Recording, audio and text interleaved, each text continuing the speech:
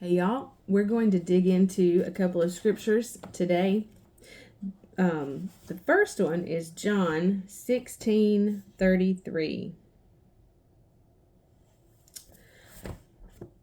Jesus said, now this is part of the Last Supper. So of all the things, and I say this every time we read scripture from the Last Supper, of all the things that Jesus could have told his disciples, this is something that he told them.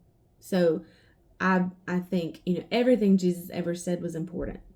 What he said, knowing it would be the last moments that he had before everything changed, these are things that he chose to tell them. John 16:33 in the Amplified Version says, I have told you these things so that in me you may have perfect peace and confidence.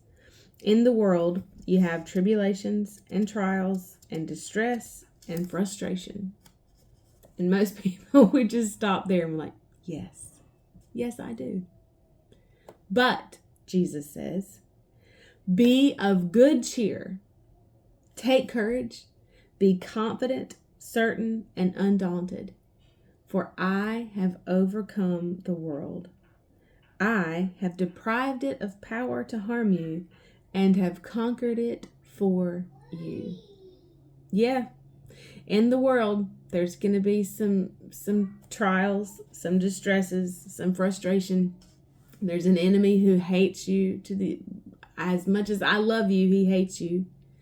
And so he's constantly trying to make you give up on me, to make you think that I'm not enough. That is the same draw, the same solicitation that he gave Eve in the garden, that God was not enough, what he had given them was not enough, and that they needed to, move out in their own strength, take care of themselves. They needed to find a way to do it because God wasn't, he was holding out on them. It's the same lie that he's telling us today. God's holding out on you. He's not going to come through for you. That promise, why do you think it's for you? Why would he give you that? That's passed away. That's not his plan for you. It's the same lie of the enemy, because you know what? He can keep it in front of your face, and he can remind you of all the things that you see and how long this has been going on, and on and on and on and on and on. And eventually, his pressing and his wearing, we get weary. And it's easy to see with our eyes, right, how he could possibly be right and how that could be truth, and that he's really not going to come through, and this promise really isn't for us, which is why Paul's prayer from Ephesians that we read yesterday is so important, because he prays that you would have insight, that he would grant you a spirit of wisdom and revelation, that the eyes of your heart would be flooded with light so that you can know and understand. So that I can know and understand. So that in the midst of that pressing, in the midst of that pushing, in the midst of that assault, right,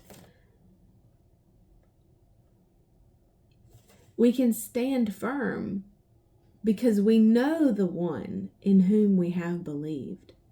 We know his heart. We know his work. And that you can know and understand what is the immeasurable and unlimited and surpassing greatness of his power in us and for us who believe.